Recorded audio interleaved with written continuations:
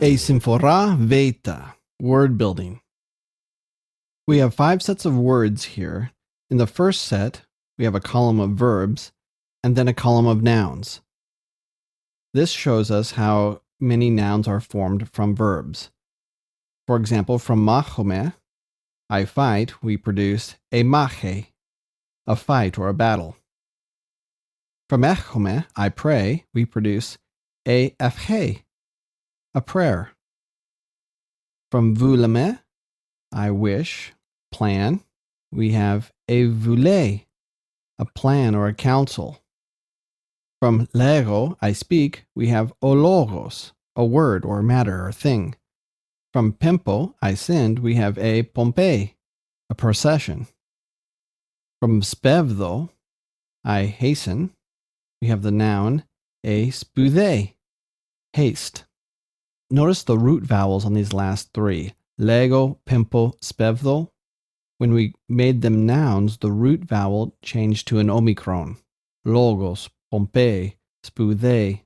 This is common, and they even have a name for it. It's called O grade. Root consonants are far more stable than vowels. Now the next 4 sections show us how Greeks produced verbs from nouns. If the noun was a first declension word, like a thea, a voe, the root ending letter is actually an eta or an alpha, and that comes out as an alpha contract verb when we convert it to a verb. So a thea, a sight or a vision, becomes a theaome, I watch. A voe, a shout, becomes voao, I shout. We see that eta root vowel manifesting itself as an alpha contract root. A nike, victory, becomes nikao, I win or I defeat. A sige, silence, becomes serao, I am silent. Now if we turn our attention to second and third declension words, words that have omicrons instead of etas or alphas, those convert to epsilon contracts. So the adjective sophron, if we convert that to a verb, becomes sophroneo, I am prudent. The noun enosos becomes noseo, and ophobos becomes phoveome. You don't have to learn all of the rules to decide which nouns are going to produce what type of verb form, but if we understand when nouns and verbs are related, it will increase our vocabulary knowledge without having to memorize additional individual vocabulary words. Notice the verb column in section 4, they all are evo type endings. And these verbs were first produced out of nouns that had their roots ending in that f or ev, epsilon, ypsilon. But then that whole sound bled into other verbs as well. So the first one's very regular, o vasilevs, the king, produced vasilevo, I rule, or I am king. Now the rest of them don't relate as directly. O polites, a citizen, politevo, I am a citizen. O kindunos, a danger, kindunevo, I am in danger. O pes, child, pedevo, I educate. The last set is our last type of verb, ezo type of verbs. And we have already learned that those also came from nouns and adjectives. And here are some examples. O chronos, time. Chronizo, I spend time, I tarry. O logos can be a calculation. Logizome, I calculate. Now it's kind of funny because back in section number 1, we found that lego produced ologos. And now we're seeing that ologos, the noun, in its meaning of calculation, produced logizome, a verb. So it's kind of funny how language works in circles. And the last one, eorie, anger, this produced orgizome, I am angry. Now on to the grammar section. Continuing on from the last lesson, there are 5 more grammatical points to be learned. We begin with point number 5, asygmatic contract future forms. This is a continuation from the last lesson since we've already seen asymptomatic contract futures in the ESO verbs.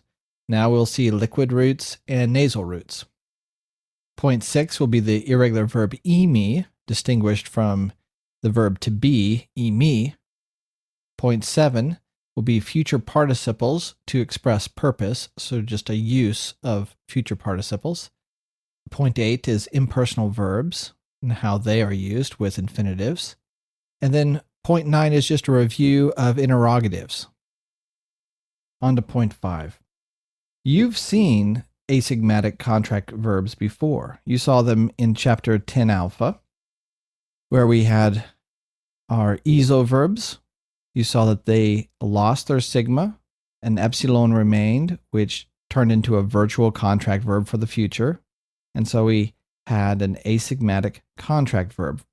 Comiso was our example, which in the future turned into comieo. In 10 alpha, we focused on quite a few types of verbs, and we distinguished them by their final root letter. We had bilabial roots, we had dental roots, velar roots, we had noble roots, we had contract roots.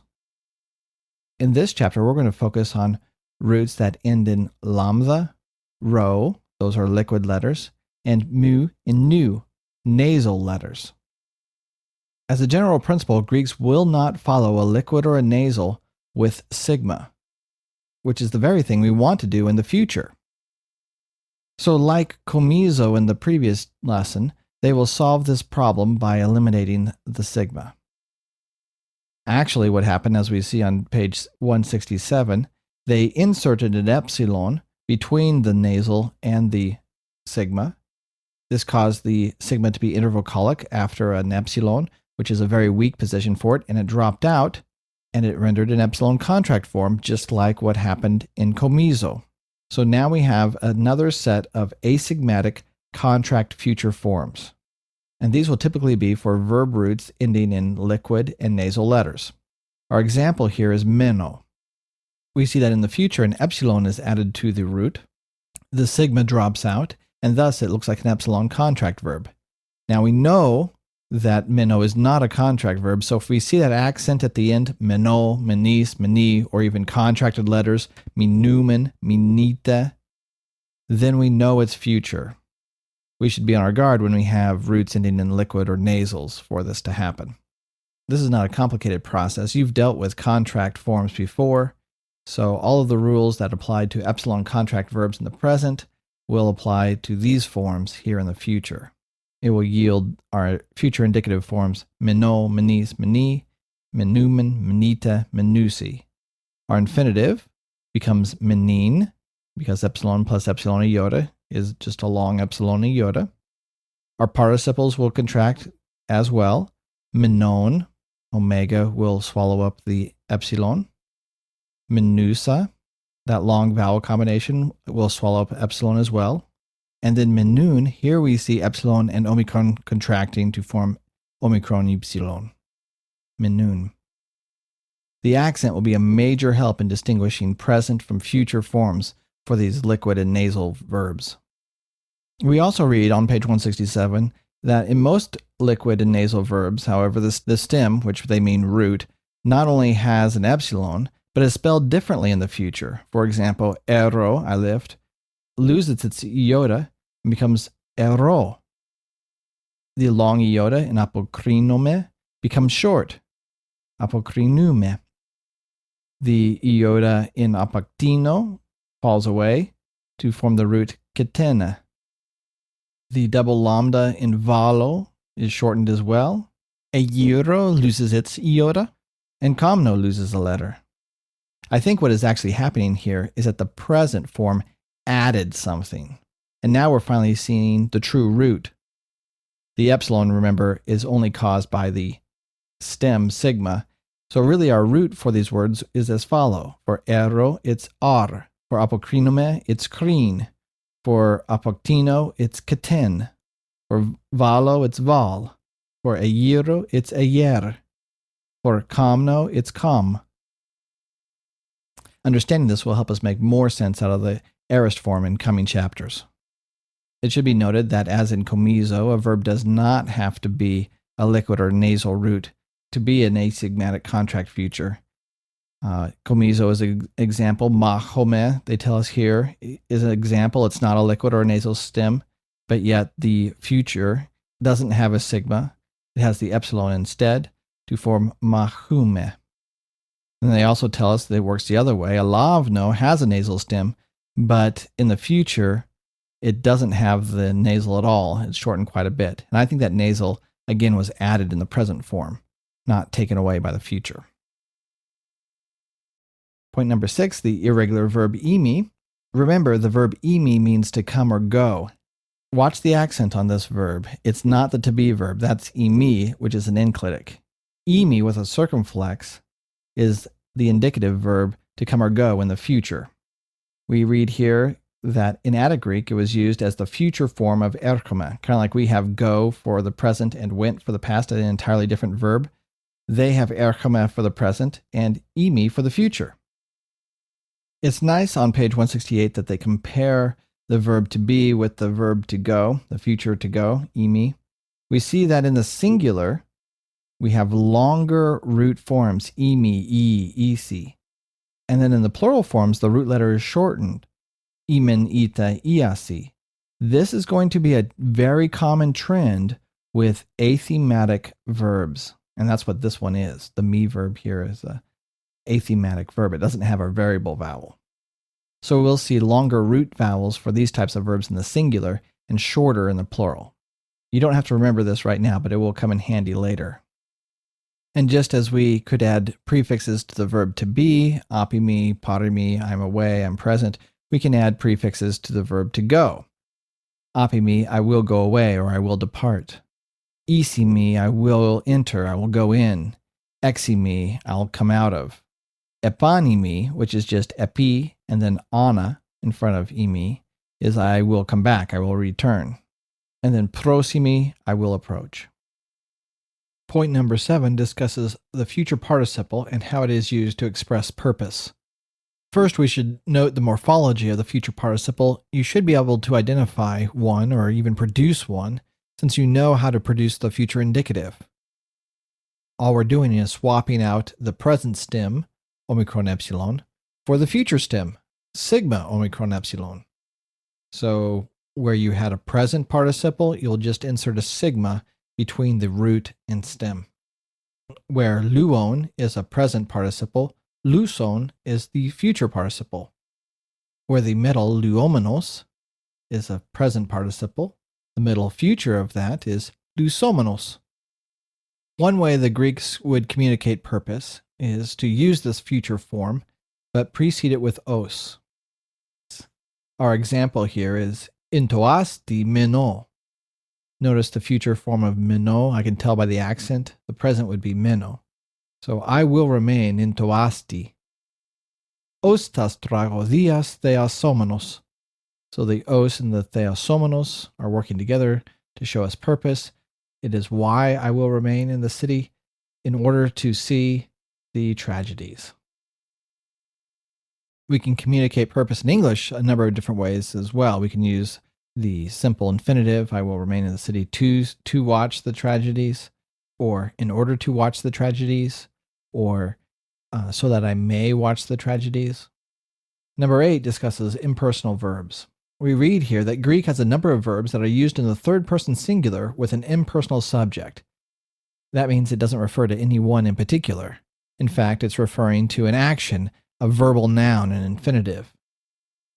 We handle impersonal subjects differently in English. We use it or there is. It is, there is. So in Greek we have arexesti nemin entoasti menin. Greeks would conceive of this as to remain in the city is permitted or is allowed. But that's a little awkward in English, so we should translate this or understand it in English as we can stay in the city or it is possible for us to stay in the city, something like that. Anytime we have an infinitive, we can display who is performing that infinitive with an accusative. So our impersonal verbs can have an infinitive and accusative subject as the impersonal verbs subject. Our example here is die mas prostes nuktas akise parine. The, meaning impersonally it is necessary, or the infinitive is necessary. So us to remain is necessary. We would understand that as it is necessary for us to remain. And then we have an adverb and prepositional phrase, there before night. Point 9 on page 171 is a nice review of questions or interrogatives. Notice that many of these interrogatives start with P. Pothen, pote, pu, pos. It's important to have a good grasp of these to ask yourself questions about the texts that you are reading and to converse in ancient Greek. I will quickly run through them. Ara introduces a question where we don't have an interrogative. Does something happen? Q, notice the iota, to where or whither. Pothen, from where, answered by apo, from someplace. Pote, when is something going to happen? Tote, then. Pu, where is somebody? Well, probably answered by a key, there. Pos, how does something happen? Thus, utos. T, why does something happen? Or the T, on what account does something happen? Ot, because. And then we have the pronominal interrogatives, what and who, T and tis. And there we're calling for a name of some sort. Please take time to review this grammatical material on your own and then practice it in the exercises and in your readings.